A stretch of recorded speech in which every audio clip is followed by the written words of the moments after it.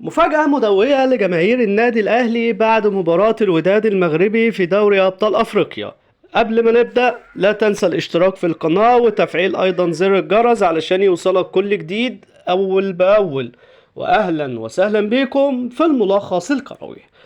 أحداث قوية شهدتها مباراة الأهلي والوداد البيضاوي المغربي، لكن المفاجأة الغير متوقعة على الإطلاق هو رحيل نجم وسط الملعب، نجم كبير جدا سوف يرحل عن النادي الأهلي في الانتقالات الصيفية المقبلة، وهو رحيل حمدي فتحي إلى الدوري القطري على بوابة الوقرة.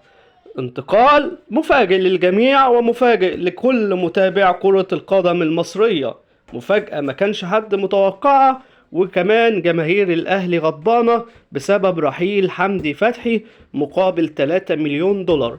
نعم، حمدي فتحي يريد الرحيل، عرض قوي جدا، لكن عرض يعني ضعيف بالنسبة لمستوى حمدي فتحي وبالنسبة لما قدمه مع النادي الأهلي. ورحيل حمدي فتحي سوف يؤثر تأثير سلبي على فريق النادي الأهلي. وكمان أيضا حسين الشحات اللي المفروض كان يجدد تعاقده بعد العودة من المغرب، لكن حسين الشحات قرر تأجيل أيضا تجديد العقد بسبب العرض الضخم اللي متقدم له من فريق في الدوري تقريبا السعودي.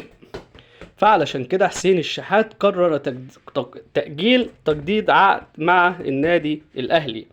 أما عن تفاصيل الزملكاوي اللي هو راح لصالة المطار ليه في مباراة الأهلي والوداد بسبب إن هو طبعا كان عايز يضايق لعيبة الأهلي، ده يا جماعة لازم تعرفوا ان ده لا بيشجع اهلي ولا بيشجع زمالك، هو كل القصة ان هو عايز يركب الترند على حساب نادي الزمالك، لكن كل شيء كان مفهوم وكان معروف.